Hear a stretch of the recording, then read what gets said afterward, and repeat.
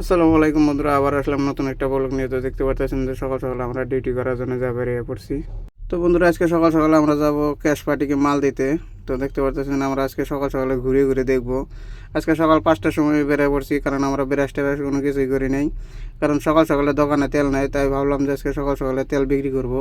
তাই নতুন নতুন কাস্টমার ধরতে গেলে তো সকাল সকালে বেরাতে হয়, তাই আমরা সকাল সকালে বেরিয়ে পড়লাম। তো দেখতে পাচ্ছেন যে সকাল সকাল কিছু কিছু দোকান খুলছে আর কিছু কিছু দোকান খুলে নাই।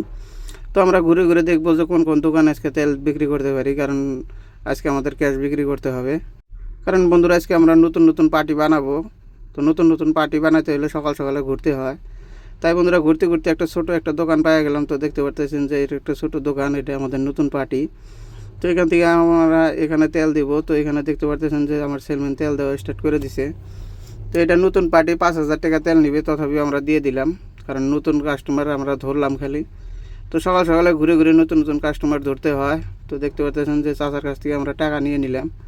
তো আমার সেলম্যান এদিকে টাকা গুনতেছে, আর আমি এদিকে গাড়িটা একটু ব্যাক চেক করে ঘুরে টুরে রেডি করে নেই, আর একটা দোকানের দিকে যেতে হবে।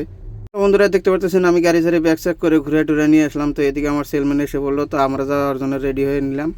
তো আমরা যাইতেছি আর একটা বাজারের দিকে। তো আসলাম এই বাজারের দিকে, তো দেখি এখানে কোনো তেল টেল বিক্রি করতে পারি কিনা। তো আমরা ধীরে ধীরে যাইতেছি সেই দোকানের দিকে, একটা দোকানের খবর আছে, সেই দোকানের দিকে আসলাম।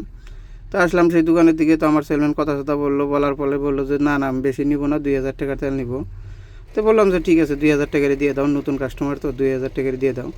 তো 2,000 টাকার তেল আমরা দিয়ে দিলাম। দিয়ে দেওয়ার পরে এখন বাজে 9টা, 9:30 বাজে। তো এখন আমরা ধীরে ধীরে পেট্রোল পাম্পের দিকে যাব, কারণ আমরা সকাল 5টার দিকে বেরিয়ে গেছিলাম।